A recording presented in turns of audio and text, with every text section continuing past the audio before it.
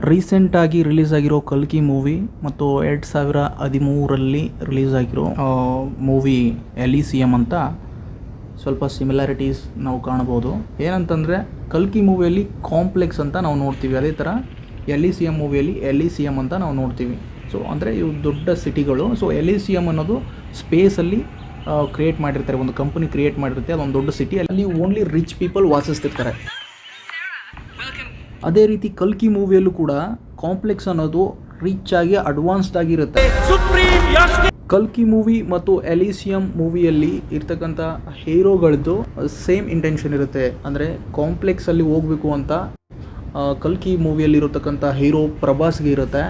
ಅದೇ ರೀತಿ ಎಲಿಸಿಯಮ್ ಮೂವಿಯಲ್ಲಿ ಇರ್ತಕ್ಕಂಥ ಹೀರೋಗೆ ಎಲಿಸಿಯಮ್ ಒಳಗಡೆ ಹೋಗಬೇಕು ಅಂತಕ್ಕಂಥದ್ದು ಇರುತ್ತೆ.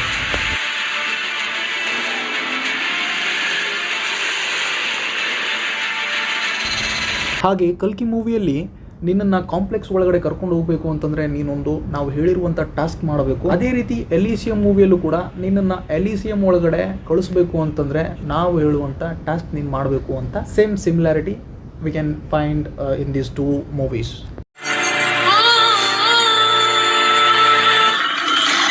ಆದರೆ ಕಲ್ಕಿ ಮೂವಿಯಲ್ಲಿ ಮಹಾಭಾರತಕ್ಕೆ ಲಿಂಕ್ ಆಗಿರೋದು ಬಹಳ ವಿಶೇಷವಾಗಿದೆ.